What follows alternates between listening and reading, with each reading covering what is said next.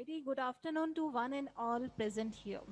On behalf of Medicaps Innovation and Incubation Center and e-sale of Medicaps University, I, Dr. Anjali Soni, welcome all of you in today's webinar on Blue Ocean Strategy. First of all, I am pleased to welcome our Honorable Vice Chancellor, Professor Dr. Sunil K. Somani, Registrar Dr. Pradhaman Yadav, all the deans, all the head of the department, head of MIIC, Dr. Sarita Kansal, head of E-Cell, Professor Ramjan Singh Sir, all the faculty members, all the participants, and today's speaker, Professor Deepak Saha.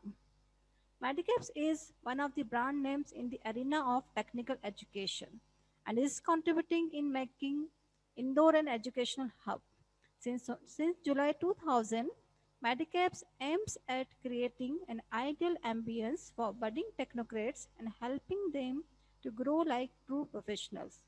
In year 2015, we got the approval from UGC to be a self-financed university, and admission for same started in 2016. Since then, we have included many courses other than engineering like management, agriculture, pharmacy, design, commerce, science, arts, etc. Since we have created our own brand in the Central India, till date, more than 12,000 students have been passed out from Medicaps and are working globally, and 7,000 students currently studying in various programs. Now about MIIC. Medicaps Innovation and Incubation Center was established in the year 2018 with the aim of provoking innovation and making startups. We believe in setting the stage for energetic and aspiring entrepreneurs. We encourage talents and innovators. An opportunity is provided to the potential change makers of the industry, thereby contributing towards a positive change. MIIC supports technical ventures and lab stage innovations. This paves the path for potential business ideas to reach the market.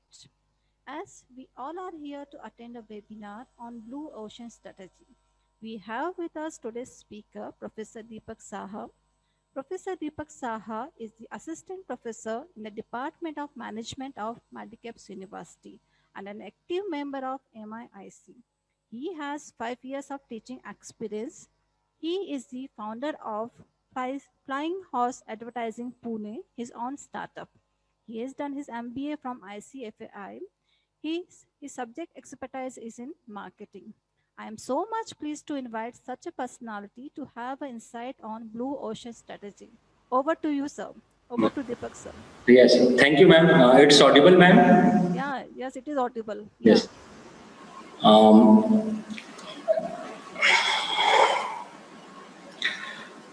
So today my topic of presentation is Blue Ocean Strategy.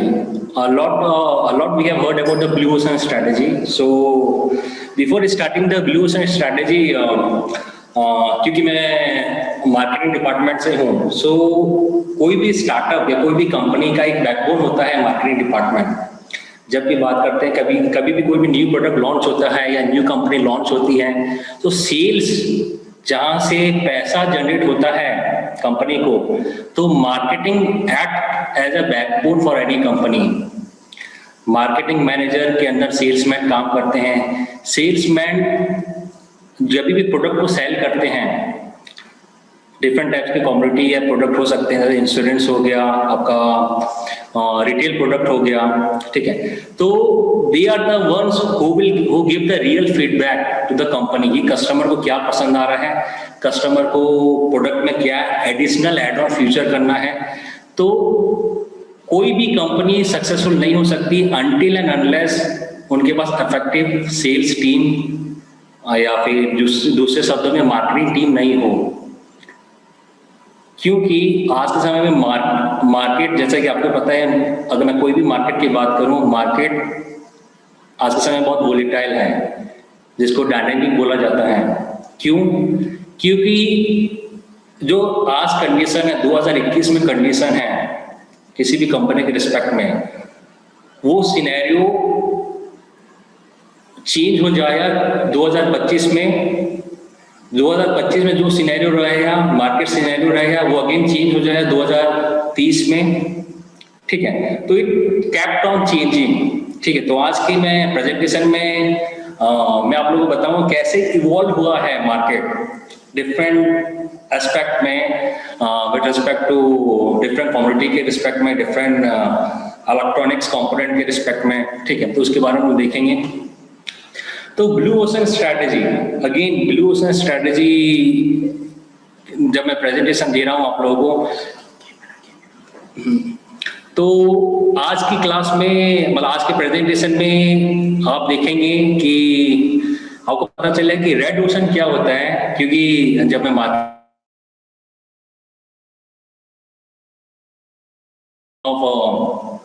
Of oceans, एक red होता है और एक blue होता है, ठीक है। तो रेड ओशन क्या होता है, रेड ओशन स्ट्रैटेजी क्या होता है, ब्लू ओशन स्ट्रैटेजी क्या होता है, अपन वो देखेंगे। स्ट्रैटेजी कैनवास क्या होता है, 4 पॉइंट फ्रेमवर्क क्या होता है, और application of blue ocean strategy, ठीक है। It is not a new concept, ठीक है। एक तरह से ब्लू ओशन इज बेसिकली जो भी इनोवेशन हो रहा है पूरे वर्ल्ड में, ठीक है। तो जब इनोवेशन हो रहा है तो 2 टाइप्स के इनोवेशन होते हैं, एक तो एग्जिस्टिंग मार्केट को केटर कर रहा है, दूसरे टाइप का इनोवेशन क्या होता है कि it all together create a new market segment, अपने लिए खुद का मार्केट बनाते हैं कंपनी, डिमांड क्रिएट करते हैं, तो वो बेसिकली ब्लू ओशन कहलाता है, ठीक है। तो लेट्स स्टार्ट कि रेड ओशन क्या होता है। रेड ओशन बेसिकली यहाँ पे बहुत सारे कॉम्पिटिटर होते हैं और मार्केट शेयर को कैप्चर करने के लिए इंटेंसिव आप एडवर्टाइजमेंट कह सकते हैं या प्रमोशन कह सकते हैं या वेरियस एक्टिविटीज करते हैं to increase the market share, ठीक है। तो इंटेंस कंपटीशन होता है। इंटेंस कंपटीशन में 2 एग्जांपल लिए, बिस्किट सेगमेंट में आपको मार्केट किसी भी किराने की दुकान में जाएंगे तो आपको पार्ले जी मिल जाएगा या पार्ले जी के बिस्किट मिल जाएंगे, आईटीसी के सनफिश के बिस्किट मिल जाएंगे, ब्रिटानिया मिलेगा, ठीक है, और भी एडिशनल 1-2 वैरायटी के प्रोडक्ट मिलेंगे, ठीक है। यूनिबिक हो गया, ठीक है। तो क्योंकि अब मैं इंदौर सेगमेंट की बात करूं, इंदौर सिटी की बात करूं, ठीक है, तो लेट्स से कि 5 लाख कंजम्पशन है, 5 लाख क्वांटिटी का कंजम्पशन है इंदौर सिटी में, ठीक है। तो 5 लाख क्वांटिटी का कंजम्पशन है on an average in any particular month. तो ये जितनी भी कंपनी के नाम बताए हैं ये फिर क्या, एक तो इंटेंसिव डिस्ट्रीब्यूशन पे डिपेंड करेगी, कितना ज्यादा किराने की दुकान में आपका प्रोडक्ट अवेलेबल है, क्योंकि बिस्किट एक ऐसा कैटेगरी है कि आज मैं किराने की दुकान में जा रहा हूँ, मुझे गुड डे का बिस्किट नहीं मिल रहा है तो मैं बॉर्नविटा का बिस्किट ले लूंगा, बॉर्नविटा का नहीं मिल रहा है तो मैं सनफिश का बिस्किट ले लूंगा, ठीक है। तो बिस्किट्स कैसे सेगमेंट में customer are not brand conscious, अगर मुझे एक कंपनी का बिस्किट नहीं मिल रहा है तो मैं दूसरी कंपनी का ले लूंगा, ठीक है। सेम अगर मैं सोप सेगमेंट की बात करूं, सोप सेगमेंट में भी आपका इंटेंस कंपटीशन होता है between the various company brand, Dove हो गया, हमाम हो गया, लक्स हो गया, डिटॉल हो गया, मेडिमिक्स हो गया, ठीक है। अगेन कंपनी एडवर्टाइजमेंट क्यों करती है, एक तो ब्रांड रिकॉल करने के लिए, ठीक है।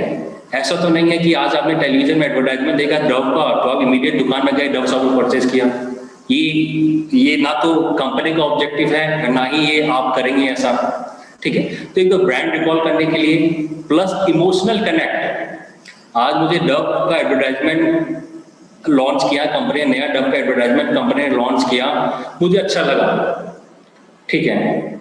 और डव की एड में आप देखें कभी भी सेलिब्रिटी यूज नहीं करते हो, सेलिब्रिटी इंडोर्समेंट नहीं करते हैं, normally they use the women, working women, house hold women भी यूज करते हैं for making an emotional connect with the customer, ठीक है। तो जब मैं इमोशनल कनेक्ट की बात कर रहा हूं तो सभी कंपनी डिफरेंट ब्रांड्स को इंडोर्स करने के लिए वो एडवर्टाइजमेंट करती है, प्रमोशनल करते हैं, डिजिटल एडवर्टाइजमेंट करती है, मल्टीप्लेक्स एडवर्टाइजमेंट करती है, होर्डिंग्स लगाती है सिटी के डिफरेंट कॉर्नर्स में, जिससे कि एक कस्टमर को ब्रांड रिकॉल हो, ठीक है। तो रेड ओशन में क्या होता है, रेड ओशन में इंटेंस कंपटीशन होता है और they fight to capture the market share.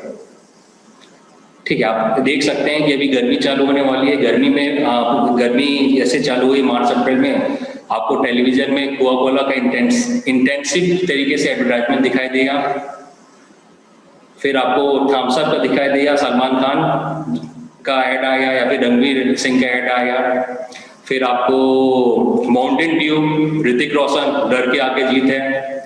फिर सॉफ्ट ड्रिंक में वुमेन ओरिएंटेड सॉफ्ट ड्रिंक में आपका मिरिंडा हो गया, फ्रूटी हो गया, जिसमें कैटरीना कैफ या और एनी अदर सेलिब्रिटी एंडोर्स करेगी। ठीक है, they fight for capturing the market share out of 100%। हो सकता है कि आज के समय में कोका कोला का 33% हो, थम्स अप का 30% हो, आपका पेप्सी का 32% हो। तो आउट ऑफ 100% में से हर कंपनी का ये एक्सपेक्टेशन होता है कि आज इंदौर में मेरा मार्केट शेयर 33% है। तो ये ऑब्जेक्टिव लेके चलती है कि इस साल इस गर्मी में, क्योंकि कोविड-19 खत्म हो रहा है धीरे धीरे, तो इस गर्मी में मेरा तो 33% मार्केट शेयर है कोका कोला का, वो कंपनी एक्सपेक्ट करेगी कि 35% हो जाए। तो इंटेंसिव एडवर्टाइजमेंट, इंटेंसिव प्रमोशन, और उससे ज्यादा इंपॉर्टेंट है कि जितनी भी किराने की दुकान है, हर किराने की दुकान में कोका कोला की बोतल मिलनी चाहिए। ठीक है, क्योंकि मिलती है। आप देखेंगे आपकी कॉलोनी में भी कोई अंकल ने दुकान चालू की है तो वहां पे भी आपको कोल्ड ड्रिंक मिलेगा। ठीक है, क्योंकि जब मैं कोल्ड ड्रिंक सेगमेंट की बात करता हूँ तो उनकी एक ही फिलॉसफी होती है कि जितनी ज्यादा दुकानें, सभी दुकानों में उनका प्रोडक्ट अवेलेबल होना चाहिए। ये गर्मी आएगी तो कस्टमर अपने घर के बाजू में दुकान है तो वहीं से परचेस करेगा कोका कोला की बॉटल। 1 किलो में 2 किलो में दूर जाके नहीं परचेस करेगा।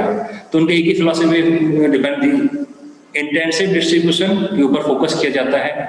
ठीक है, फिर रेड ओशन के बारे में अगला है, you have to beat the competition. जो मैंने बताया अभी आपको कि ऐसा क्या करे, ऐसा क्या एडवर्टाइजमेंट करे जिससे कि कस्टमर इमोशनल कनेक्ट हो।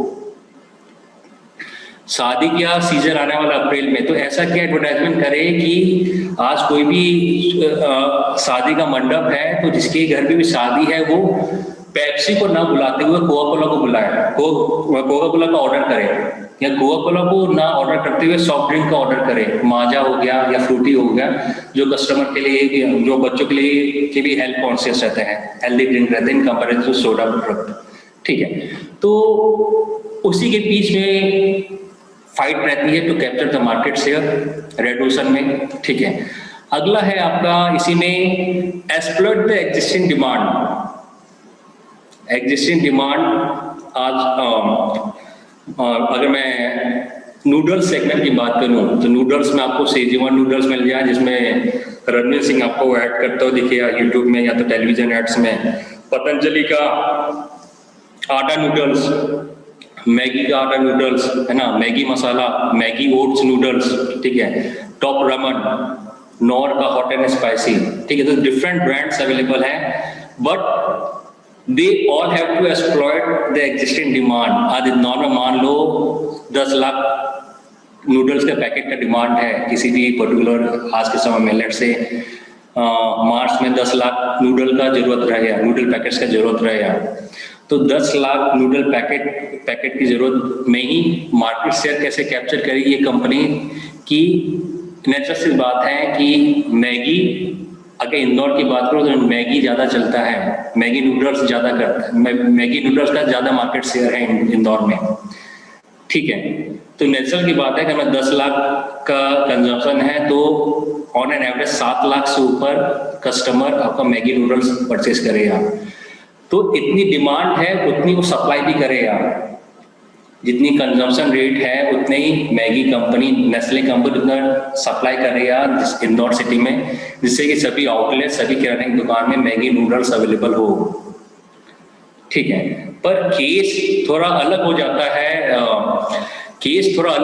है, कि जब मैं टॉप रमेन की बात करता हूं तो टॉप रमेन, आप में से कुछ लोगों को पता नहीं होगा, और सुपरमार्केट जाए तो टॉप रमेन का ब्रांड भी मिलेगा आपको। Top Ramen is the market leader in the eastern India. Eastern India basically आपका ईस्टर्न साइड ऑफ इंडिया में टॉप रमेन ज़्यादा चलता है, मार्केट लीडर, ठीक है। तो वहाँ पे मैगी प्रोडक्ट, मैगी कंपनी के नूडल्स कम यूज करते हैं, है ना। मेघालय हो गया या आपका दार्जिलिंग हो गया, वहाँ पे टॉप रमन ज़्यादा चलता है। It depend upon the taste and the preferences, हर कस्टमर का, it depend on the culture also, cultural taste and preferences, है ना, तीनों का कॉम्बिनेशन है, ठीक है। अगेन जब मैं बोल रहा हूँ कि मैगी नेस्ले कंपनी का one of the most finest brand है, बहुत अच्छा ब्रांड है, बट स्टिल मैगी प्रोडक्ट को फेलियर देखना पड़ा जब इन्होंने न्यू ब्रांड लॉन्च किए, न्यू फ्लेवर्स लॉन्च किए। जैसे आपने मैगी का देखा हुआ 2 साल पहले मैगी करी पत्ता फ्लेवर हो गया, या पंजाबी तड़का हो गया, या अचारी हो गया, या रेड चिली हो गया, या ग्रीन चिली फ्लेवर करके लॉन्च किए थे मैगी ने, जो कि इंटेंस फेलियर प्रोडक्ट है, क्योंकि कस्टमर को उनका टेस्ट समझ नहीं आया। एक बार परचेस किया कस्टमर ने, लेट्स ट्राई कि कैसा है आपका ग्रीन चिली फ्लेवर या रेड चिली, दूसरी बार परचेस ही नहीं किया, कि वो एक फील नहीं आया जैसा फील आपका मैगी मसाला में खाने का रहता है, ठीक है। तो ये कंपनी को रेड ओशन में they have to exploit the existing demand.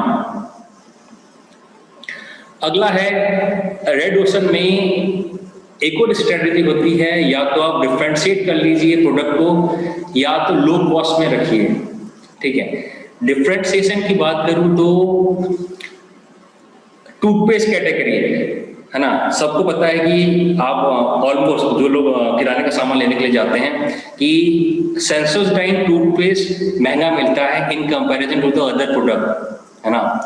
Close up हो गया, या मिसवाक हो गया, या कोलगेट हो गया, या रेड लेबल डाबर हो गया, या और भी ईबीसी कैटेगरी के प्रोडक्ट जो भी आते हैं कोलगेट में, मतलब जैसे टूथपेस्ट में। तो सेंसोडाइन ने डिफरेंशिएट कैसे किया है in order to justify their price, कि आप डॉक्टर का आपको एडवर्टाइजमेंट आता है, डॉक्टर का ओपिनियन का एडवर्टाइजमेंट आता है, जिसमें डॉक्टर बोलता है कि आपको कैविटी है, या आप ठंडा पानी पीते हैं तो दांतों में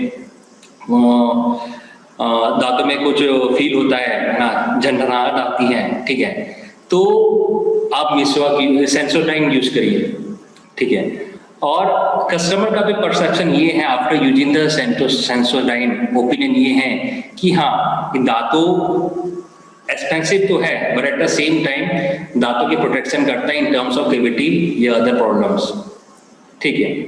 ये डिफरेंशिएशन की कैटेगरी बता रहा हूं मैं। और लो कॉस्ट में क्या होता है, लो कॉस्ट में आपका मैंने एग्जांपल लिया है कि किराने की दुकान में सूजी लेने के लिए जाते हैं, एक पैकेट है आपका ये वाला रेड कलर का, आपका रिलायंस का सूजी का रवा, आजकल क्योंकि जियो मार्ट पॉपुलर है इंदौर में, पॉपुलर इसलिए कि कॉस्ट इफेक्टिव रेट में मिल रहा है, and no minimum cost, no minimum ordering cost, ठीक है। गंगवाल का मैंने लिया है, ठीक है।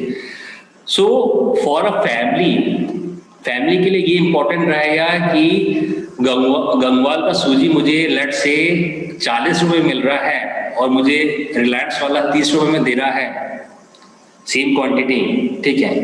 तो जब वो मंथली परचेज करता है आइटम को, जब मंथली आइटम के लिए परचेज करते हैं, बल्क में मंगवाता है, तो वो अपना कॉस्ट इफेक्टिव कितना रहता है, ठीक है। नो डाउट जियो ने भी ब्रांड नेम है, तो विश्वास है कस्टमर को जियो के भी मैं जो ये सूजी रवा बेच रहा है उसमें भी क्वालिटी रहेगी, और दो कोई ब्रांड नेम नहीं है पर कॉस्ट इफेक्टिव वे में बेच रहा है तो क्वालिटी रहेगी। तो कस्टमर क्या करता है कि जियो मार्ट से ही या फिर और कोई सुपर स्टोर से, रिलायंस फ्रेश के भी स्टोर से, वहां से फिर क्या सूजी रवा लेता है। आधा किलो में तो कुछ होने वाला नहीं है, क्योंकि जब फैमिली की बात करते हैं आपको घर में हलवा बनता है, रवा उपमा बनता है, ठीक है, और भी वेरियस आइटम हो गए, ठीक है।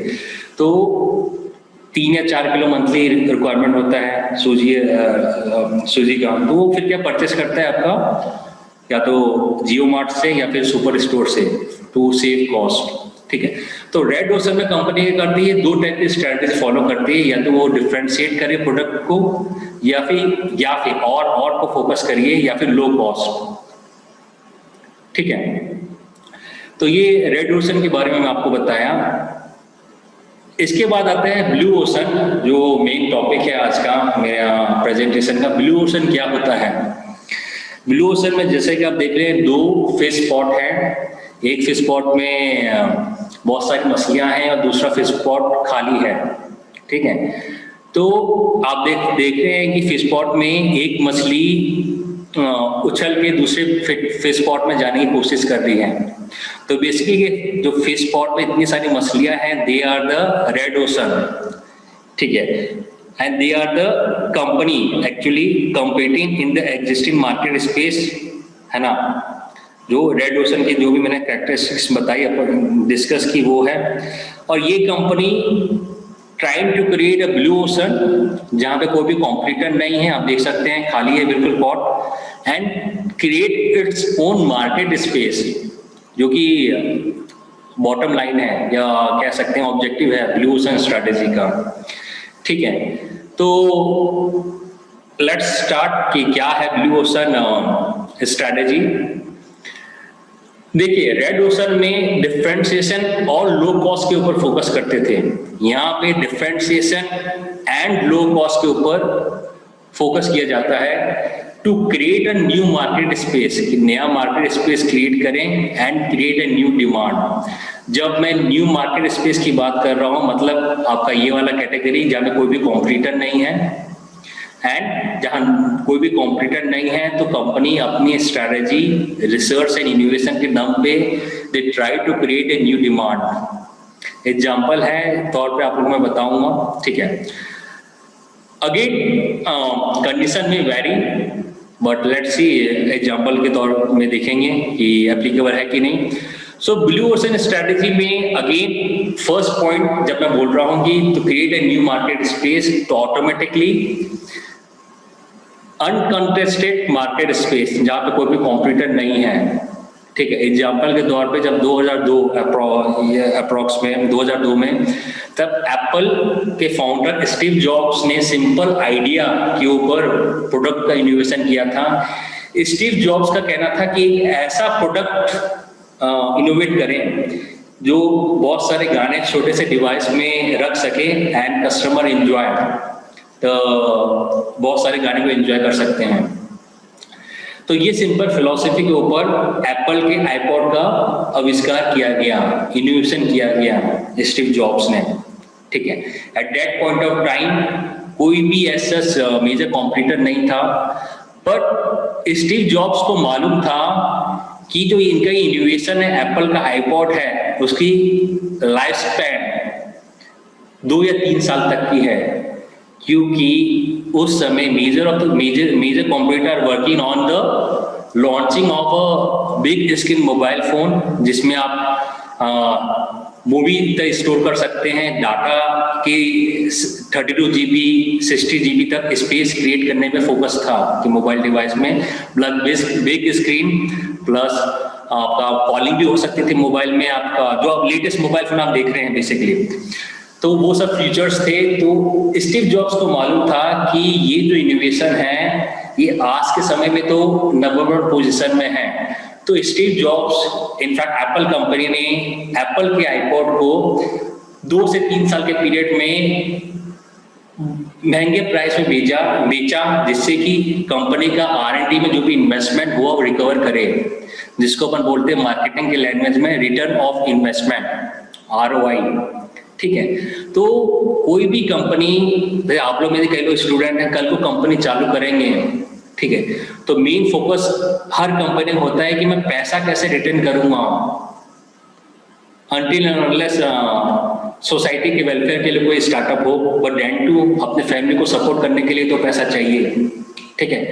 तो स्टीव जॉब्स ने with in span of 2 to 3 years में एप्पल आईपॉड बहुत ही महंगे रेट्स में, महंगे प्राइस में बेचा, जिससे कि कंपनी ने जो भी इन्वेस्टमेंट हुआ research and development, at the same time जो भी प्रॉफिट कमाना था कंपनी ने कमाया, क्योंकि once the big screen mobile phone hit the market, automatically इसकी सेल्स डिक्लाइन हो चुकी है, ठीक है।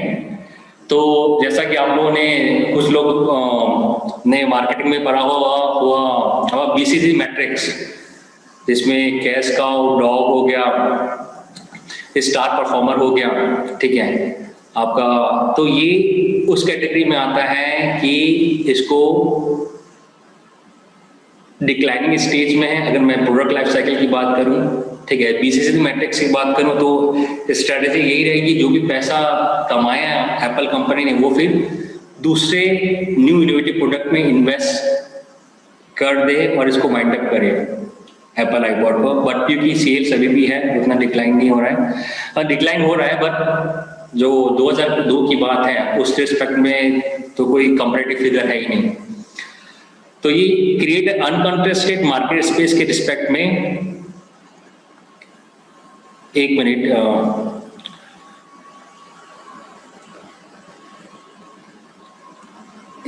यस गगन बोलिए।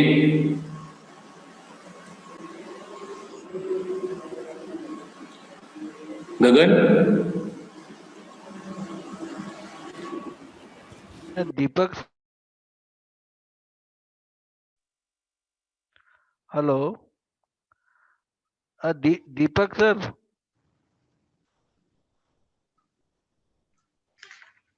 Hey Deepak, can you hear me?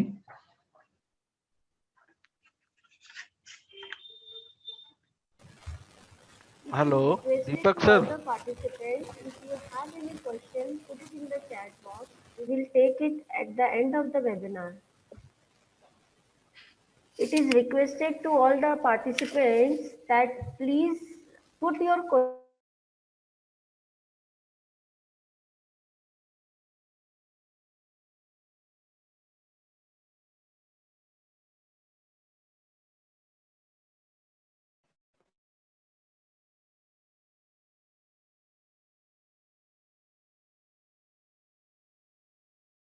एक मिनट, मेरी आवाज आ रही है?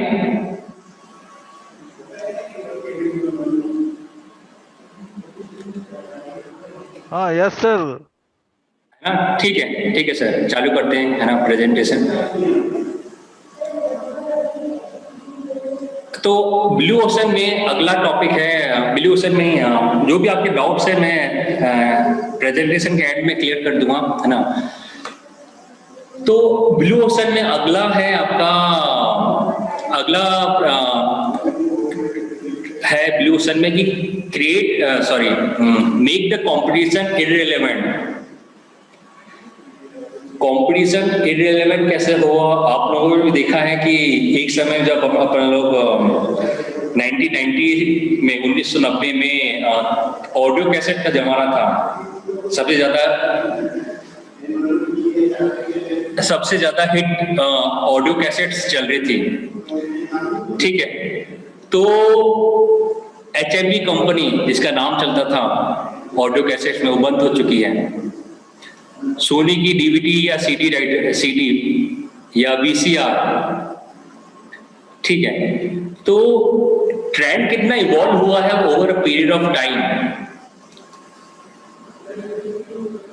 एक समय मार्केट लीडर थे, ऑडियो कैसेट्स हो गए या CD हो गए, DVD हो गया, ठीक है। तो शुरुआत हुई थी कैसेट से, ऑडियो कैसेट से, फिर थोड़ा और एडवांसमेंट आया थैंक्स टू द 1991-1992 के रिफॉर्म्स के बाद कि FDA अलाउ किया अपने honourable prime minister at that point of time PV Narasimha Rao and finance minister doctor Manmohan Singh, कि FDA अलाउ किया गया, फॉरेन कंपनी इंडिया में सेटअप होना चालू हुई और लेटेस्ट टेक्नोलॉजी का आइटम आपके पास है अभी आज के समय में। फिर कैसेट के बाद फिर CD प्लेयर आए, CD प्लेयर के बाद फिर और अच्छी क्वालिटी चाहिए तो और इम्प्रूवमेंट हुआ टेक्नोलॉजी में, DVD आई मार्केट में विद हायर प्राइस। DVD के बाद फिर एक और ट्रेंड आया कि ब्लू रे डिस्क, और अच्छी क्वालिटी चाहिए, DVD की भी अच्छी क्वालिटी है ब्लू रे, ठीक है। तो ब्लू रे का स्पैन ऑफ टाइम और कम समय का था, जितना टाइम CD और DVD ने एंजॉय किया उतना टाइम ब्लू रे एंजॉय नहीं कर पाया, क्योंकि एक तो एक्सपेंसिव था काफी, प्लस टेक्नोलॉजी इनोवेशन हो रहा था। आज के समय में आप टेलीविजन देखेंगे तो टेलीविजन में भी एलईडी एलसीडी के बाद फिर हाई डेफिनेशन टीवी आना चालू हो गए हैं। हाई डेफिनेशन टीवी के बाद फिर क्या अभी एंड्रॉयड टीवी आना चालू हो गए हैं। ठीक है, अगर मैं डीटीएच की बात करूं डायरेक्ट टू होम, तो टाटा स्काई बिल्स प्लस करके आना चालू हो गया है, जिससे कि आप साइमल्टेनियसली आप नेटफ्लिक्स के अलावा अमेजन प्राइम देख सकते हैं, या ईरोस नाउ में मूवी देख सकते हैं। ठीक है, या जो भी वेब सीरीज के पोर्टल्स हैं, अमेजन प्राइम हो गया, या डिज्नी प्लस हॉटस्टार हो गया, या फिर G5 हो गया, इनकी वेब सीरीज आप देख सकते हैं। ठीक है, वैसे एयरटेल ने चालू किया एयरटेल स्ट्रीम करके। ठीक है, तो इन लोगों ने क्या है, कंपटीशन को इररिलेवेंट बना दिया है due to the technological revolution. आज के समय में जो आप फोटो देख रहे हैं, इनका अस्तित्व भी नहीं है, एक मेमोरी बन के रह गए हैं। ठीक है, इसके बाद है ब्लू ओशन में अगला ऑब्जेक्टिव होता है कि create and capture new demand. आप समझ गए होंगे पिक्चर देख के ही कि नोकिया जो एक समय में मार्केट लीडर हुआ करता था, किसी ने सोचा नहीं हुआ कि उसका अस्तित्व खत्म हो जाएगा 2020 तक। ठीक है, रिलॉन्च करने के बाद भी they are not able to gain the market share। तो अगेन जहां नोकिया 2000 में इन द ईयर 2000 में मार्केट लीडर था, बट प्रॉब्लम क्या हुई, they are not be able to foresee the future vision, या क्या मार्केट ट्रेंड क्या चल रहा है, कॉम्पिटिटर क्या कर रहे हैं, क्या लॉन्च कर रहे हैं। With the launch of HTC Apple iPhone, people ने न्यू प्लेटफॉर्म एंड्रॉयड या फिर एप्पल आईफोन को एक्सेप्ट किया, क्योंकि लोगों को एक नयापन चाहिए था। लोग बोर हो गए थे कि सभी के पास नोकिया फोन था एक समय में, जो भी अफोर्डेबिलिटी थी, तो सभी लोग नोकिया फोन यूज करते थे। ठीक है, तो जब न्यू ट्रेंड आया इन टर्म्स ऑफ एंड्रॉयड टेक्नोलॉजी या फिर एप्पल आईफोन, ठीक है, तो कस्टमर ने एक्सेप्ट किया न्यू टेक्नोलॉजी को। रिजल्ट क्या हुआ कि इनका मार्केट शेयर इंक्रीज होते रहा धीरे धीरे, और नोकिया का डिक्रीज होते रहा। फिर dual SIM technology, again dual SIM technology में आपका HTC आया, सैमसंग आया। ठीक है, आपका कार्बन एक्स मोबाइल आया, माइक्रोमैक्स मोबाइल आया। कार्बन एक्स और माइक्रोमैक्स मोबाइल ने क्या किया इन टर्म्स ऑफ टेक्नोलॉजी में, जो भी एक्सपेंसिव फ्यूचर HTC हो गया, सैमसंग हो गया, या अदर फोन्स दे रहे थे, वही टेक्नोलॉजिकल फ्यूचर वो कम रेट में देना चालू किया माइक्रोमैक्स ने और आपका कार्बन मोबाइल ने।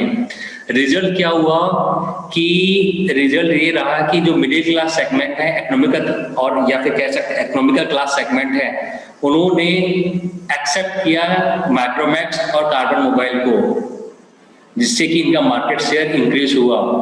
अक्षय कुमार एक समय में ब्रांड इंडोर्समेंट कर रहा था माइक्रोमैक्स मोबाइल के। ठीक है, और नोकिया को डुअल सिम ही लॉन्च करने में काफी टाइम लग गया। तब तक इनके जो भी मेजर कॉम्पिटिटर थे, जिनके मैंने नाम लिए, उन्होंने तब तक कैप्चर कर चुके थे मार्केट शेयर। कि मार्केट शेयर आउट ऑफ 100 ही आप लोग डिफाइन कर पाएंगे ना, कि एप्पल का 30% है, सैमसंग का 40% है, HTC का 20% है, और एडिशनल कंपनी का और भी 5 to 10% है। तो वहीं नोकिया का मार्केट शेयर डिक्रीज होते जा रहा था कंटिन्यूसली। ठीक है, तो ये एक और पैरामीटर में आपको मैंने समझाया, how companies are creating and capture new demand. अगला है इसी में create and capture new demand में इलॉन मस्क नाम चलता है इनका, यूएस में या जो भी company in terms of technology में न्यू इनोवेटिव टेक्नोलॉजी डेवलप कर रही है। Elon Musk CEO of SpaceX, ठीक है, स्पेस मिशन में वर्क कर रहे हैं इलॉन मस्क। फिर अगेन जो आप फोटो देख रहे हैं, Tesla, again one of the most innovative platform में कार डेवलप की है इलॉन मस्क ने। ठीक है, तो उदाहरण के तौर पे जब टेस्ला मॉडल 3 की प्री बुकिंग हो रही थी, ठीक है, तो कस्टमर, यूएस के कस्टमर ने without seeing the actual seeing the car 3.5 lakh pre booking orders हो गए थे। इस लेवल तक का क्रेज है टेस्ला मॉडल 3 के लिए, ठीक है। क्योंकि जब मैं यूएसए की बात करता हूँ, USA is a developed country, तो there paying capacity of a customer are already high. आप न्यू इनोवेटिव टेक्नोलॉजी आप क्रिएट करिए, they are ready to accept. Again it depend upon condition to condition, ठीक है। ज़्यादा फ्यूचरिस्टिक चीज़ें भी कई बार वैल्यू प्रोवाइड नहीं करी तो वो फिर कस्टमर भी रिजेक्ट करते हैं, ठीक है। तो भी मैं बताऊंगा। इसके बाद है आपको वैल्यू इनोवेशन। तो ब्लू ओशन स्ट्रैटेजी में वैल्यू इनोवेशन कैसे करते हैं? Bye eliminating and reducing competing factor, कि जो मार्केट में इंटेंस कंपटीशन है, कुछ फैक्टर्स में उस फैक्टर्स को एलिमिनेट कर दीजिए या फिर रिड्यूस कर दीजिए, कम मिनिमाइज कर दीजिए। क्योंकि क्या होता है, वैल्यू विदाउट इनोवेशन, आपको कंपनी ऐसी भी मिले जो they are creating a valuable product पर इनोवेशन नहीं है, तो वो प्रोडक्ट का क्या होगा? वो प्रोडक्ट क्या होगा? It will only create a increment in the sales, but वो मार्केट में जितने प्रोडक्ट्स है उनसे स्टैंड आउट नहीं कर पाएगा, अलग हटके नहीं बेच पाएंगे, एक आइडेंटिटी क्रिएट नहीं कर पाएंगे, क्योंकि that product is offering only value but not innovation. Again जब मैं वैल्यू विदाउट इनोवेशन का मैंने बताया, इसी का उल्टा इनोवेशन विदाउट वैल्यू वो भी वर्क नहीं करेगा। इनोवेशन विदाउट वैल्यू में बेसिकली कोई भी कंपनी टेक्नोलॉजी डेवलप कर रही है जो कि काफी फ्यूचरिस्टिक है, तो उसको भी कस्टमर एक्सेप्ट नहीं करता है, ठीक है। तो there has to be the value with innovation, ठीक है, या वैल्यू इनोवेशन जिसमें बायर की वैल्यू अपन लिफ्ट करते हैं by creating a new element, ठीक है। मैं इंडियन पर्सपेक्टिव में भी आपको ब्लू ओशन स्ट्रेटेजी के एक्सीलेंट एग्जांपल बताऊंगा, जिससे कि आप लोगों को दिमाग चलेगा कि कैसे क्या वर्क हो रहा है ब्लू ओशन स्ट्रेटेजी में। क्योंकि जब मैं बोल रहा हूं कि इंक्यूबेशन सेल या फिर new startup, there has to be a differentiating factor, कि क्यों कोई भी कस्टमर, लेट से मैं आपकी कंपनी का प्रोडक्ट क्यों परचेस करूं, उसका आंसर चाहिए। एक तो डिफरेंशिएटिंग होना चाहिए, प्लस जब आप इंडिया जैसी कंट्री की बात कर रहे हैं, विच इज डेवलपिंग कंट्री है जिसकी population is kept on increasing, it has to be the low cost. अगर आप सोसाइटी का वेलफेयर करना चाहते हैं या फिर कुछ इनोवेटिव प्रोडक्ट क्रिएट कर रहे हैं, that will cater to the large section of the society, ठीक है। तो इसके बाद फिर मैं आपको बताता हूं ब्लू ओशन स्ट्रेटेजी में 4 पॉइंट फ्रेमवर्क है। 4 पॉइंट फ्रेमवर्क में बेसिकली आपके हैं reduce, create, eliminate and raise. ये 4 फैक्टर्स होते हैं। 4 फैक्टर्स में है बेसिकली कि रिड्यूस, ऐसे कौन से फैक्टर्स हैं जिसको अपन रिड्यूस करें, that are below the industry standards. Eliminate, ऐसे कौन से फैक्टर्स हैं जिनको अपन एलिमिनेट कर सकते हैं, जिनको नहीं भी रखेंगे तो चल जाएगा। क्रिएट, ऐसे कौन से फैक्टर्स हैं जिसको क्रिएट किया जाए जो आज तक किसी भी इंडस्ट्री ने ऑफर नहीं किया। Again a very important parameter, कि क्या ऐसा क्रिएट करें, क्या ऐसा इनोवेटिव मॉडल क्रिएट करें कि कस्टमर मेरी कंपनी के प्रोडक्ट खरीदे। रेस, ऐसे कौन से फैक्टर्स हैं जिनको इंडस्ट्री स्टैंडर्ड्स के और ऊपर उठाना है, जो कि कस्टमर की लाइकेबिलिटी बने, कस्टमर लाइक करें, ठीक है। तो इन्हीं सब चीज का कॉम्बिनेशन में create a new value curve. New value curve में एग्जांपल के तौर पे आप लोगों ने आईपीएल देखा होगा, एक मिनट, आईपीएल सॉरी, आईपीएल ने क्या रिड्यूस किया?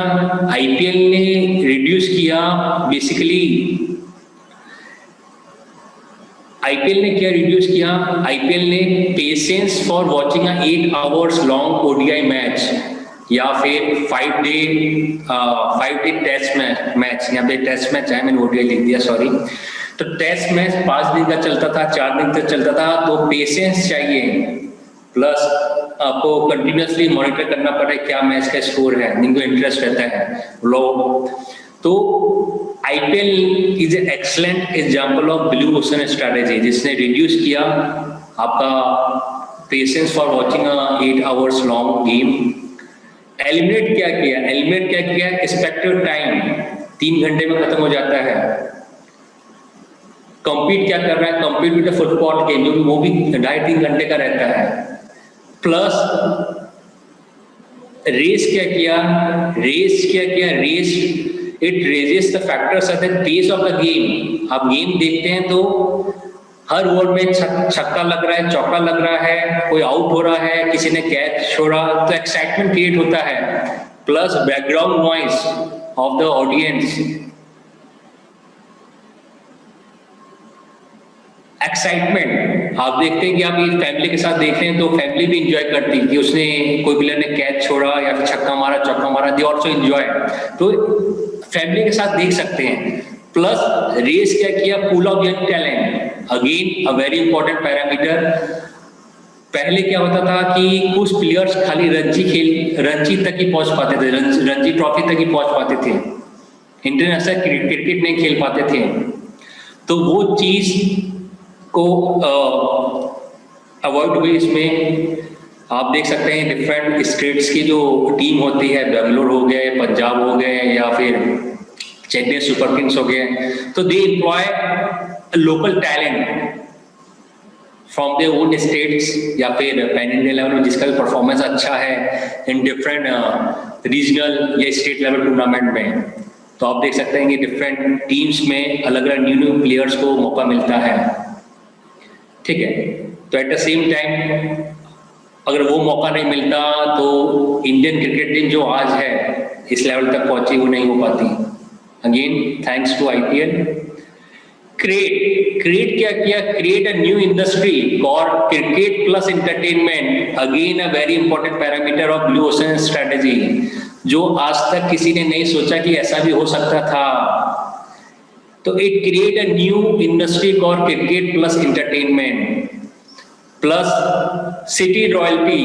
मैं चेन्नई को सपोर्ट करता हूं क्योंकि एमएस धोनी उस टीम में है, या कोई पंजाब को सपोर्ट कर रहा है, ठीक है। तो उसी टाइप की आप कस्टमर भी या ऑडियंस भी जर्सी पहन के जाती है, कोई मुंबई इंडियंस को सपोर्ट करती है, ठीक है।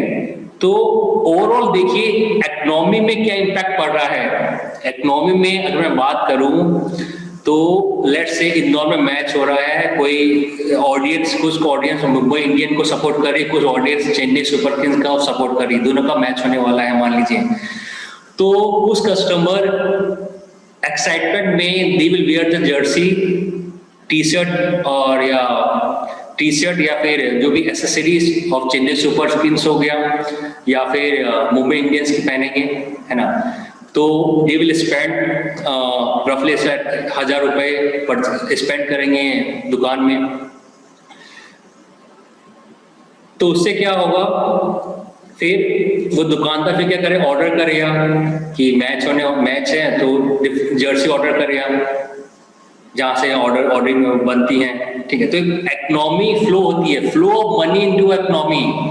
आपने टिकट परचेज किया, टिकट परचेज करने के बाद आईपीएल क्या करेगा, टिकट परचेज में कुछ परसेंटेज इंदौर क्रिकेट ग्राउंड का जो भी ऑनर है उसके पास जाएगा, कुछ पैसा, है ना, क्योंकि इतने सालों से वो मेहनत कर रहा है ग्राउंड को मेंटेनेंस में, तो कुछ परसेंटेज ऑफ शेयर उसके पास चले जाए पैसा। फिर कुछ पैसा कहाँ जाएगा, आईपीएल की क्लोजिंग सेरेमनी में कुछ पैसा जाएगा एम्प्लॉय जो भी क्रिकेट टीम की सैलरी में जाएगा, ठीक है। तो मनी फ्लो इनटू इकोनॉमी। आप आईपीएल के क्लोजिंग सेरेमनी में देखेंगे तो आप सेलिब्रिटी को देखते हैं, वो लोग परफॉर्म करते हैं तो उनकी जेब में भी पैसा जा रहा है, प्लस फटाके भी खूब फूकते हैं और सेलिब्रेशन करते हैं तो उनके पास भी पैसा जा रहा है। तो देखिए, एक अच्छा इनोवेटिव प्लेटफॉर्म मिलने के बाद पैसा कहाँ सर्कुलेट हो रहा है उसको आप देखिए। पेट्रोल से आप आ रहे हैं, पेट्रोल बोल रहा हूँ, लेट्स से कोई मेडिकेप से ही क्रिकेट देखने के लिए जा रहा है डिस्को रोड में, तो पेट्रोल भरा रहा है तो पेट्रोल वाले को भी फायदा हो रहा है। तो आप देखिए पैसा कहाँ का सर्कुलेट हो रहा है, और यही चीज तो चाहिए कि मनी का फ्लो होना बहुत जरूरी है। इनोवेशन की बात करते हैं तो फ्लो होना बहुत जरूरी होता है। तो यही इनोवेशन है कि आप ऐसा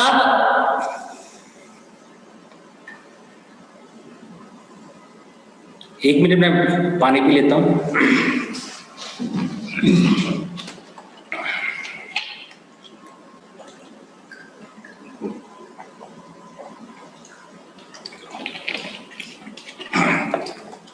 कि आप ऐसा इनोवेशन करें जिससे कि एक तो इकोनॉमी में मनी फ्लो हो या फिर सोसाइटी का वेलफेयर हो। वही तो बॉटम लाइन है कि एम्प्लॉयमेंट अपॉर्चुनिटी कैसे जनरेट होगी। क्यों अपन लोग गवर्नमेंट के ऊपर डिपेंड कर होते हैं कि बीजेपी ही एम्प्लॉयमेंट अपॉर्चुनिटी देगी आपको, क्यों नहीं अपन ही लोग न्यू स्टार्टअप करके एक खुद का एक इनोवेटिव प्लेटफॉर्म के ऊपर वर्क करें, जो कि जरूरत है। गवर्नमेंट वेरियस इनिशिएटिव भी दे सकती है through micro small and medium enterprises हो गया, या स्टार्टअप इंडिया हो गया, या स्टार्टअप नेशन हो गया, या अटल इंक्यूबेशन सेंटर हो गया। वो खाली एक जरिया बन सकता है, दिमाग अल्टीमेटली आपको लगाना है। और स्टार्टअप के लिए एक पैशन होना बहुत जरूरी होता है कि रातों की जब नींद चली जाती है, कोई ऐसा आइडिया है कि आपके रातों की नींद जा रही है, आप खाना पीना छोड़ के अपने स्टार्टअप की आइडिया के ऊपर लगे हुए हैं, तो मान लीजिए वो आपका स्टार्टअप सक्सेसफुल होने वाला है। ठीक है, अगला है अगेन ब्लू ओशन स्ट्रैटेजी की बात करूं तो N innovation that change the life of women in India. ठीक है, अगेन क्योंकि स्लाइड एक आगे चली गई तो आपको ही पता है कि मैं किसकी बात कर रहा हूं, पैडमैन। ठीक है, पिक्चर सबने देखी, पर ब्लू ओशन स्ट्रैटेजी से कैसे मैं रिलेट कर रहा हूं इसको, कि मार्केट में जब मल्टीनेशनल कंपनी है, HUL हो गया या आपका प्रॉक्टर एंड गैम्बल हो गया, ठीक है, तो जब मार्केट में बड़ी बड़ी MNC कंपनी है और वो $multi-million मशीन के through they are manufacturing sanitary pad, but जब आप इनका देखेंगे पैडमैन का, इनको भरोसा था, एक विश्वास था कि वो डेवलप करके बताएंगे। क्योंकि आज भी आप देखेंगे गांव में हालत खराब है। खैर आप लोगों ने मूवी में देखा होगा तो उसमें मैं टाइम स्पेंड नहीं करूंगा कि हालत खराब है, बट आप देखेंगे जहां HUL अभी तक नहीं पहुंच पाया है, हिमालय या उत्तराखंड के गांव में, वहां पैडमैन ने माइक्रो यूनिट क्रिएट करके दिया है फ्री ऑफ कॉस्ट, जिससे कि अभी भी देहातों में, गांव में सैनिटरी पैड अभी तक नहीं पहुंच पाए हैं। वहां पे इन्होंने माइक्रो यूनिट क्रिएट किया है, जो कि अपने में ही बहुत बड़ी बात है। एक तो एम्प्लॉयमेंट अपॉर्चुनिटी मिल रही है वुमेन्स को, गांव में रहने वाली औरतें, जहाँ पे मीन्स ऑफ ट्रांसपोर्टेशन अभी भी पॉसिबल नहीं है। पहाड़ी इलाका होता है उत्तराखंड में या नियर ईस्टर्न इंडिया में, तो वो चीज को आपका पैडमैन ने सॉल्व किया है। ठीक है, again it created 5300 local for profit menstrual pad making micro business, 5300 local. ये डाटा थोड़ा बड़ा पुराना है, अभी और 10,000 तक क्रॉस कर गया होगा। ठीक है, तो इस टाइप की इनोवेशन की जरूरत है जिससे कि सोसाइटी का वेलफेयर हो। अगेन अगर अगर ब्लू ओशन स्ट्रैटेजी की बात करूं तो हमेशा ही सक्सेसफुल नहीं हो पाती है blue ocean strategy. Again it will depend upon the idea execution, idea कैसे एग्जीक्यूट करेंगे। उदाहरण के तौर पे है टाटा नैनो। आप सबको मालूम है कि रतन टाटा ने, स्टोरी कई लोगों ने सुनी हुई न्यूज चैनल में, जब टाटा नैनो लॉन्च हुई थी, पीपल्स कार, 1 लाख कार या चीपेस्ट कार करके टाटा नैनो को आइडेंटिफाई किया जाता था। ठीक है, तो रतन टाटा ने while going from to office, उसने देखा रेनी सीजन में एक फैमिली स्कूटर में, जो कि इंडियन सीजन में एक बच्चा बीच में बैठा हुआ है और एक बच्चा आगे बैठा है और रेनी सीजन में ट्रेवल कर रहे थे। तो रतन टाटा ने सोचा कि क्यों ना कोई ऐसा व्हीकल क्रिएट किया जाए जिससे कि मिडिल क्लास कस्टमर भी अफोर्ड कर पाएगा। ठीक है, तो वो चीज को एक्सेप्ट किया, वो चीज को फिर रतन टाटा ने विजन के अनुसार उन्होंने फिर 1 लाख की कार बनाई, 1 लाख की कार क्रिएट की। तो ब्लू ओशन कहां पे है? यहाँ पे ब्लू ओशन कहां पे आ रहा है? ब्लू ओशन आपका आ रहा है कि नॉर्मली मारुति 800 जब थी मार्केट में, अब नाम चेंज कर दिया मारुति ऑल्टो, प्राइस रेंज था 2.5 लाख या 2 लाख तक की आती थी, वेट एसेसरी या रोड टैक्स मिला के 235 250 तक जाती है। ठीक है, तो रफली 2 लाख की कार थी मारुति ऑल्टो, और हाइंडई की ईऑन भी 3 लाख से ऊपर की थी। और बाइक की रेंज करें तो 70,000 के लेकर 1 लाख तक की रेंज में मैक्सिमम बाइक बिकती हैं। ठीक है, तो मैक्सिमम बाइक 1 लाख की रेंज और कार की 2 लाख। तो रतन टाटा ने एक गैप फाइंड किया कि ऐसी कार क्रिएट करें जो 1 लाख की कैटेगरी में आए, जिससे कि फैमिली अफोर्ड कर पाए। Most of the middle class segment in India can afford it. 70,000 या 80,000 की बाइक ले सकते हैं तो और 20,000 मिला के कार ले सकते हैं। फायदा क्या होगा? गर्मी में लू नहीं लगेगी, एसी चलेगा अच्छा, प्लस आपके बारिश में गीलों से बचेंगे, ठंड में ठंडी हवा से बचेंगे। ठीक है, तो मेरे पास भी टाटा नैनो कार है, तो और डिफरेंट कार्स भी मैंने चलाई है, पर टाटा नैनो में जो एयर कंडीशन एसी चलता है वो मोस्ट ऑफ द कार को बीट करते हैं। मेरे पास KUV भी है महिंद्रा की, तो महिंद्रा KUV की कंपैरिजन में टाटा नैनो का एसी ज्यादा इफेक्टिव है इन टर्म्स ऑफ कूलिंग। तो प्रोडक्ट फेल कहां पे हुआ? प्रोडक्ट फेल हुआ कि रतन टाटा ने पोजिशनिंग की, या टाटा कंपनी ने पोजिशनिंग की कि वर्ल्ड्स चीपेस्ट कार। ठीक है, तो जब अपन वर्ल्ड की चीपेस्ट कार बोलते हैं, एक साइकोलॉजी होती है, कार इंडिया में स्टिल स्टेटस सिंबल है। कोई भी कार लेता है, वैगनर लेता है या टाटा सफारी लेता है या नेक्सा लेता है, तो it is considered status symbol. कोई भी कस्टमर ये नहीं चाहेगा कि मैं चीपेस्ट कार में ट्रेवल कर रहा हूं। तो एक कारण था कि एक तो पोजीशनिंग सही नहीं की, दूसरा कारण था कि एक तो सिंगल प्लांट जहां बंगाल में सेटअप हो चुका था और प्री बुकिंग हो चुकी थी, but due to the fiasco, जो आपको पता है पॉलिटिकल फियास्को कह सकते हैं, है ना, मैं उसमें ज्यादा डिटेल में नहीं जाऊंगा, प्लांट को शिफ्ट करना पड़ा गुजरात में। तो एक तो टाइमली डिलीवर नहीं कर पाए, प्लस फिर क्या हुआ, टाइमली डिलीवर नहीं हुआ तो क्या हुआ, कस्टमर प्लस फिर कुछ टाटा नैनो की कारों में आग लगने लगी। ठीक है, सेल्फ इग्नाइटेड होने लगी।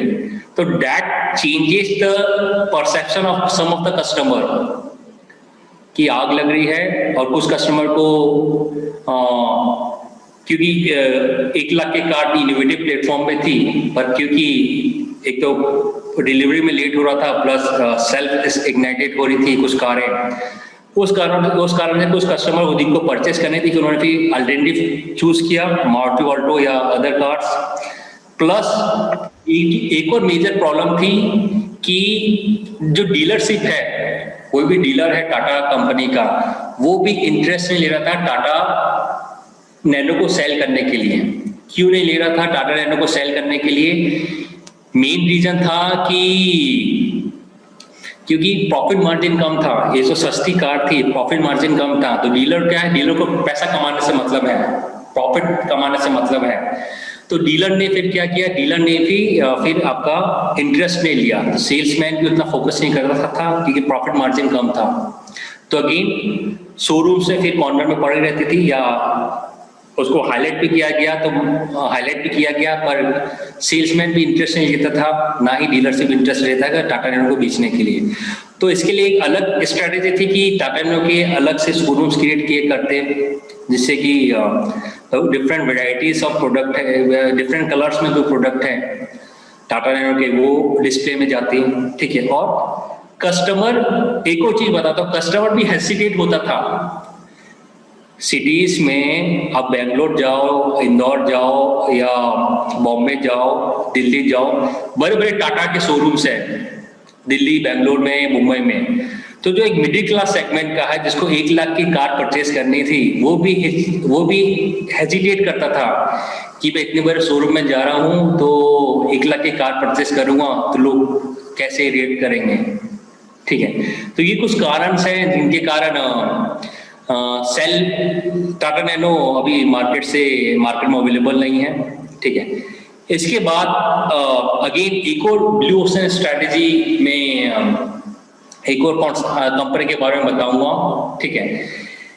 इसके फिलिप कोटलर जो कि मार्केटिंग गुरु हैं, वो भी इस कंपनी के दीवाने हैं, ठीक है, कि किस टाइप से इसने रिवैम्प किया, अपने आप को इनोवेट किया, ठीक है। तो पिक्चर देख से आपको लग रहा है कि बेसिकली कोई जिम्नास्टिक कंपनी है या फिर डांस कंपनी है, ठीक है, या फिर कोई सर्कस कंपनी है, ठीक है। तो बेसिकली ये कंपनी है सर्कस डी सॉइल करके है कंपनी।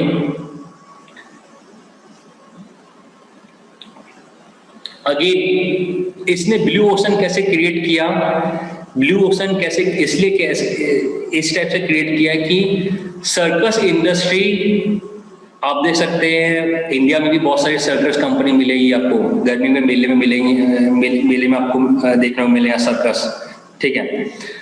तो वैसे ही वर्ल्ड ओवर में डिफरेंट सर्कस की कंपनी है, but over period of time उनका रेवेन्यू या प्रॉफिट मार्जिन डिक्लाइन हो रहा था। डिक्लाइन कैसे हो रहा था, एक तो एनिमल एक्टिविटीज कि एनिमल को यूज करना सही बात नहीं है, लिबर्टी नहीं मिलती है एनिमल्स को, ठीक है, या आप सर्कस में पैसा कमाने के लिए यूज नहीं कर सकते हैं, या फिर कस्टमर आर गेटिंग बोर हो रहे थे कि ये टाइप के शोज है, शेर का लायन हो गया या फिर अदर एनिमल्स, हाथी है, सिमिलर टाइप्स के एक ही एक्टिविटी परफॉर्म कर रहा है, तो कस्टमर क्या एक बार देख लिया सर्कस को, दूसरी बार जाता ही नहीं था। तो वो चीज हर सर्कस कंपनी पूरे वर्ल्ड को देखें तो सिमिलर टाइप के आइटम्स को परफॉर्म कर रही थी। कार्टून बन गया, चार्ली चैपलिन बन गया, या जोकर बन गया, हाथी को ले आए, शेर को ले आए और कुछ एक्टिविटी परफॉर्म कर ली, ठीक है। तो उस टाइप का मोनोटोनी था, कुछ नयापन नहीं था। तो सर्कस डी सॉइल ने क्या किया कि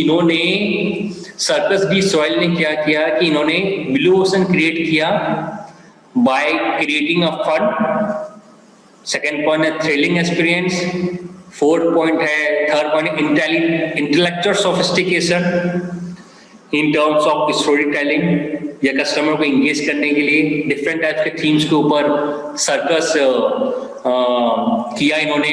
और artistic richness, again a very important parameter, कि जब मैं थीम की बात कर रहा हूं तो आज मान लीजिए सर्कस डी सॉइल में इस वीक में कोई पर्टिकुलर थीम के ऊपर सर्कस परफॉर्म कर रहे हैं, अगले वीक को अदर थीम्स के ऊपर हैं, तो कस्टमर ने आज सर्कस देखा इस कंपनी का, अगले वीक अलग थीम पे, तो अगले वीक भी वो इंटरेस्ट शो करेगा, थीम अलग है तो एक बार जाके देखता हूं मैं क्या है। प्लस इन्होंने जो आप नॉर्मल सर्कस देखते हैं, टेंट लगा हुआ है, लकड़ी की पट्टे लगे हुए हैं, प्लस थोड़ा ज्यादा पेमेंट करना है, पैसा पे करना है, तो कुर्सियां हैं, अच्छी वाली कुर्सियां। इन्होंने वो चीज को अवॉइड किया, एक ओवरऑल ऑडिटोरियम टाइप का क्रिएट किया जिसमें वर्ल्ड क्लास सिटिंग अरेंजमेंट है, एयर कंडीशन लगा हुआ है, और कस्टमर को एक एंजॉयमेंट मिला, वर्ल्ड का एक्सपीरियंस एंजॉय करने का मौका मिला। तो ये सब इसलिए ये one of the most out performing industry in the circus industry में सर्कस डी सॉइल, ठीक है, one of the most innovative company, most innovative in terms of circus industry. Again, it created a blue ocean strategy for himself by outperforming the competitor. कैसे कि जो भी factors के ऊपर computer compete कर रहे थे उनको छोड़ दिया, अपने लिए एक अलग फैक्टर क्रिएट किया, artistic richness, story telling, emotional connect and theme pace, कि हर वीक हो गया है या डिपेंड करता है कंपनी कि किसी भी सिटी में जहाँ पे परफॉर्म कर रहे हैं तो थीम के ऊपर वर्क ऑन करना चालू किया, जिससे कि कस्टमर का इंटरेस्ट और बड़ा इंक्रीज हुआ, ठीक है। जो सर्कस डी सॉइल है। इसके बाद again toward the end of the my presentation एक लाइन है, within 5 years if you are in the same business you are in now, you are going to be out of business, कि अगले 5 साल के अंदर आप जिस भी बिजनेस में हैं, जिस भी कंपनी में हैं, अगर आप न्यू इनोवेटिव प्रोडक्ट लॉन्च नहीं कर रहे हैं, कंपनी के ऊपर R&D नहीं कर रहे हैं, तो पॉसिबिलिटी काफी हाई है कि आपको अपना बिजनेस बंद करना पड़ेगा, क्योंकि कॉम्पिटिटर्स ओवरकम कर लेंगे, या तो कॉम्पिटिटर्स R&D करते हैं और आपके बिजनेस को ओवरकम करते हैं इन terms of new technological product, तो नेचुरल सी बात है मोस्ट ऑफ द कंपनी आज के समय में spend heavily on the research and development to create a innovative product. 3M company, one of the most innovative company in the world, Minnesota Mining and Manufacturing, आप website visit कर सकते हैं। R&D centre Bengaluru में है, again Google R&D centre Hyderabad में है। एक और चीज जानने की जरूरत है कि ये कंपनी ने R&D सेंटर इंडिया में क्यों लॉन्च किया, क्योंकि most of the research and development की बात करूं तो most of the Indians are working abroad in the R&D centres in different companies. So concept of brain drain के ऊपर वर्क किया गया कि इंडिया में क्यों ना चालू करें, किसी और इनोवेटिव प्लेटफॉर्म मिले तो क्या local engineers, local in fact Indian engineers जो अब्रॉड नहीं जाना चाहते, इंडिया में रह के ही R&D के ऊपर वर्क कर सकते हैं, ठीक है। तो ये it's end of my slide. Any questions जिसको मैं, या डाउट है किसी को जिसको मैं जवाब दे पाऊँ तो बताएं। Any questions?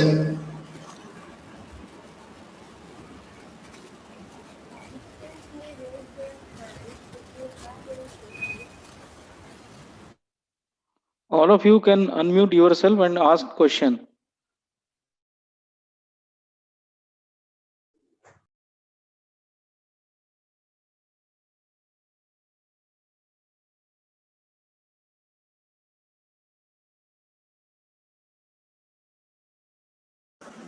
We can end the session अगर किसी को डाउट नहीं है तो।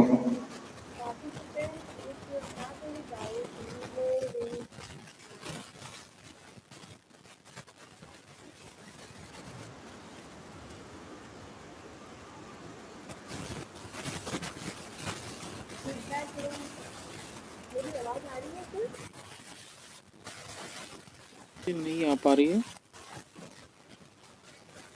हेलो। हाँ सर बोलिए। Okay, if there are no doubts, we can end this webinar. Yes. So before I put vote of thanks, all the participants are requested to fill the feedback. The form link is available in the chat box. So all of you are requested to open that form and fill it as your feedback. So thank you very much, Deepak sir. Thank you. My pleasure. Good afternoon, one and all. It was a wonderful session. Before we end this webinar, it's time to acknowledge the efforts of all those who have contributed to this webinar. Competition in business is inevitable, as we know. Companies strive to improve the market share by spending more and more on the promotional activities for their brands. Many companies prefer to spend on innovative products and try to stay ahead and keep away from competition. And this is what the Blue Ocean strategy is. Professor Deepak Saha very well explained this strategy with various examples.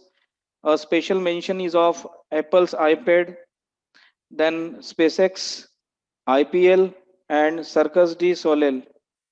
I thank him very much for making this webinar interesting through examples. I also sincerely thanks Honorable Vice Chancellor Dr. Sunil K. Somani, a renowned name in the technical education, for his guidance and motivation that always help us to organize such events. His vision inspires us to work hard and consistently. I also thanks Dr. Pradyuman Yadav, Registrar, Medicaps University, for all-round support which led to smooth conduction of this webinar.